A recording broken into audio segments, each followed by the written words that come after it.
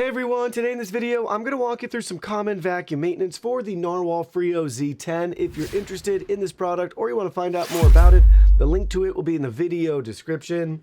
So looking at the vacuum, starting at the very top, you could always wipe down the exterior of your vacuum. And right here with the navigational bumper, always make sure there's no debris in here that's blocking the bumper from working properly. We can also pop open the cover. It's just magnetic and removes. You can just pull it straight up. And in here you'll find the dustbin. And we can go ahead, we can pull the dustbin out, and we have our filter that we can maintain. So take a look at our filter. Ours is nice and clean and brand new still, so you can swap this out with new filters.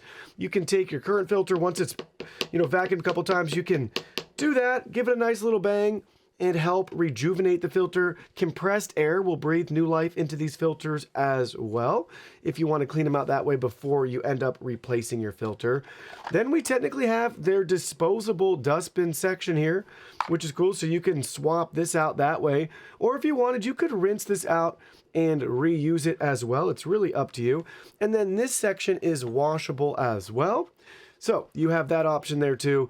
Just every once in a while over the course of time, as dirt and debris start to collect and build up in little crevices, nooks and crannies and all of that, you can rinse this out. So rinse this out, replace this or rinse this out. And for this guy, you can give it a little bang every once in a while and some compressed air. And then eventually you'll want to replace the filter as well too for the dustbin. Moving along to the side of the vacuum, every once in a while you'll want to get like a microfiber cloth and just gently wipe down and dust the sensor on the front. And we'll move along to the other side. You'll see we have another sensor right here that you can wipe down. And you can always check on the charging contacts and make sure there's nothing building up on these to affect it from charging. And looking at the underside, we have a couple more sensors that you can maintain and make sure they're dust and dirt free. So you can see those three sensors right there. We have our side brushes. If you ever notice that they're worn out or damaged, you can replace those. They just pop right out, so you can just pull them up and out of the way. Same with the main brush roller. If you ever notice that it's worn out, you can easily replace this as needed. In regards to tangling, this is really a tangle-free system, so you're not going to have to be spending a lot of time turning your vacuum over and trimming away pet hair or human hair or anything like this. They have the best anti-hair tangling system out there to date on the market. So very easy to clean and maintain all of the major parts and components underneath. And then same thing with the mop pads and modules.